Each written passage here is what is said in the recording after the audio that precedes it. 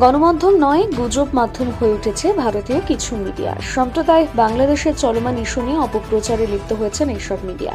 ছাত্র আন্দোলনের গণ অভ্যুত্থানে তোপের মুখে পড়ে সাবেক প্রধানমন্ত্রী শেখ হাসিনা 5ই আগস্ট বাংলাদেশ ছেড়ে ভারতে পালিয়ে যায়। ছাত্র আন্দোলনে যোগ দিয়েছিলেন বাংলাদেশের সকল শ্রেণীর মানুষ। সাবেক প্রধানমন্ত্রী শেখ হাসিনাকে ভারতের আশ্রয় থাকলেও ভারতের বিভিন্ন মিডিয়ার অপপ্রচার বন্ধ হয়নি। তবে আন্তর্জাতিক ফ্যাক্ট চেক প্রতিষ্ঠান রিউমার স্ক্যানারের প্রতিবেদনে প্রতিষ্ঠানটি জানিয়েছে, আওয়ামী লীগ সরকার পতনের পর ভারতীয় গণমাধ্যমগুলোতে বাংলাদেশের বিষয় নিয়ে ছড়ানো হচ্ছে একের পর এক গুজব। রাষ্ট্র ক্ষমতায় পট পরিবর্তনের পর 12ই আগস্ট থেকে 5ই ডিসেম্বর পর্যন্ত ভারতীয় গণমাধ্যমে প্রচারিত অন্তত 13টি ভুয়ো খবর পাওয়া গিয়েছে।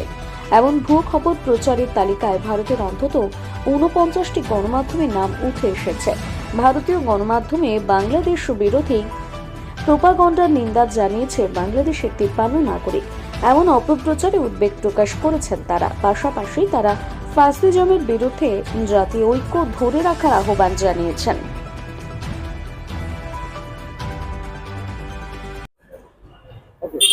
ধন্যবাদ। আপনি লক্ষ্য করবেন যে ইদানিং ভারতের মিডিয়াগুলো যেভাবে 5ই আগস্ট শেখ হাসিনার পতনের পর থেকে যেভাবে বাংলাদেশকে নিয়ে ধর্মীয় বিদ্বেষ ছড়াচ্ছে, মিডিয়াগুলোতে যেভাবে মিথ্যাচার করছে, এটা দুঃখজনক। আমরা চাই মিডিয়াতে সত্য বস্তুনিষ্ঠ সংবাদ পরিবেশন করুক, সত্যটা মানুষের সামনে তুলে ধরুক।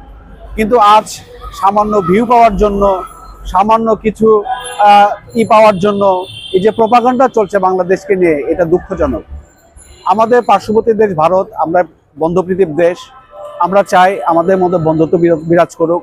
আজকে ধর্মের নিয়ে আজকে যে উন্মাদনা ছড়ানো হচ্ছে, আজকে এই যে দেখবেন আমাদের এখানে হিন্দু, বৌদ্ধ, খ্রিস্টান আমরা সবাই কিন্তু মিলেমিশে এখানে বসবাস করি, কারোর সঙ্গে কোনো ভেদাভেদ নেই। তারপরেও এই যে ইন্ডিয়ান মিডিয়াগুলো যেভাবে হিন্দুদের নিয়ে যেভাবে প্রোপাগান্ডা চালাচ্ছে, দেশকে নিয়ে যেভাবে প্রোপাগান্ডা চালাচ্ছে, এটা আসলে একজন নাগরিক হিসাবে আমি এটা মোটেই এই ধরনের মিডিয়ার এই ধরনের অপতথ্য বা মিথ্যাচার এটা আমি মেনে নিতে পারি না। আমি একজন মিডিয়া কর্মী হিসাবে চাই যে ভারত যে মিডিয়াগুলো রয়েছে এখানে বস্তুনিষ্ঠ সংবাদ পরিবেশন করুক, সত্য সংবাদটুকু মানুষের সামনে পরিবেশন করুক। তাহলেই সেই মিডিয়া কিন্তু মানুষের কাছে গ্রহণযোগ্যতা পাবে। আপনি দেখবেন আমি বিগ নিউজ আমি দেখি, প্রায় আমি বিগ নিউজের নিউজগুলো দেখি, তারা কিন্তু বস্তুনিষ্ঠ সংবাদগুলো, সত্য সংবাদগুলো তারা প্রকাশ করে এবং জনগণের সামনে তুলে ধরে। এই জন্য বিগ নিউজকে আমি অভিনন্দন জানাই।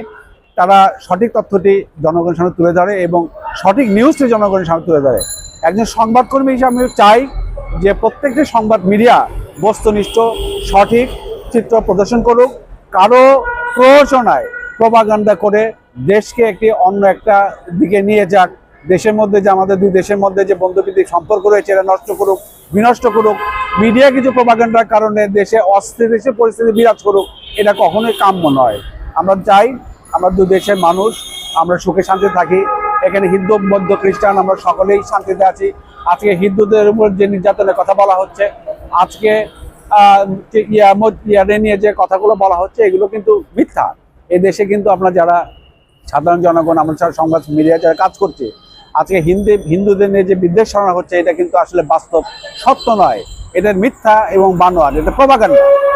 আমরা চাই এই প্রোপাগান্ডা থেকে ফিরে আসুক, মিডিয়াগুলো সুন্দর সুষ্ঠু সংবাদ পরিবেশন করুক, তাহলেই সেই মিডিয়ার প্রতি মানুষের গ্রহণযোগ্যতা বাড়বে এবং সেই মিডিয়া দেশ ও জাতির কাছে জনপ্রিয় হবে। ধন্যবাদ। বাংলাদেশের বর্তমান অবস্থা নিয়ে ভারতীয় কিছু মিডিয়া, টেলিভিশন চ্যানেল এবং অন্যান্য প্রিন্ট মিডিয়াও যেভাবে বিক্ষিপ্তভাবে গুজব রটিয়ে যাচ্ছে বা অসত্য সংবাদ প্রচার করছে, এটি মূলত সংবাদ প্রকাশের যে নিয়ম নীতি তার পুরোটাই অবহেলা এবং হচ্ছে ভ্রুক্ষেপ বলে আমি মনে করি। তো এই ক্ষেত্রে উচিত হচ্ছে তাদের তথ্যটা সঠিকভাবে নিয়ে প্রচার করা। তা না হলে পরে যে পরিস্থিতি এখন দাঁড়াচ্ছে, তা একই বিষয় যদি বাংলাদেশ থেকেও শুরু হয় তো জিনিস অশোভন মনে হবে। তবে অনেক ধৈর্য ধারণ করছে বাঙালিরা, যারা বাংলাদেশের টেলিভিশন চ্যানেল, সংবাদ মাধ্যম আছে, তারা মোটামুটি গুছিয়ে বস্তুনিষ্ঠ সংবাদ প্রকাশ করার চেষ্টা করছে।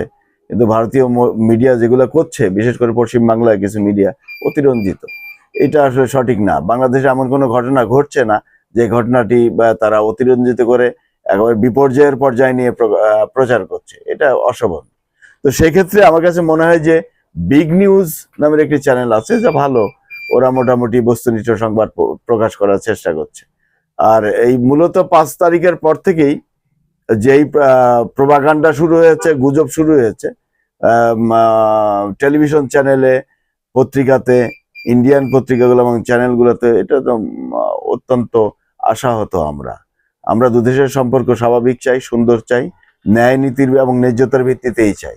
তার মানে এই নয় যে আমরা একটা প্রোপাগান্ডা করে জিতে যাব, সেই জিতটা তো প্রকৃত জিত হবে না, সেটি আসলে বিপর্যয়েরই একটা লক্ষণ হবে, এবং যা থেকে মানুষ কষ্ট পাবে এবং সম্পর্কটি দীর্ঘদিন এবং দীর্ঘমেয়াদীভাবে বিনষ্ট হওয়ার একটা প্রক্রিয়া চলবে। তো সেই ধারা থেকে ফিরে আসা উচিত। আমাদের উচিত বস্তুনিষ্ঠ সংবাদ প্রকাশ করা। কারণ 5ই অগস্টের পর থেকে রিউমার স্ক্যানার যেই তথ্য প্রকাশ করেছে, সেটি আমাদের আশাহত করেছে। সেটি বলেছে যে ইন্ডিয়ান চ্যানেলগুলো ধারাবাহিকভাবে এবং অনেকটা ইচ্ছাকৃতভাবেই এই রিউমারগুলা, গুজবগুলা প্রকাশ করছে এবং অসত্য নিউজ সংবাদ প্রকাশে ব্যতিব্যস্ত হয়ে পড়েছে, যা অত্যন্ত দুঃখজনক এবং হতাশাজনক।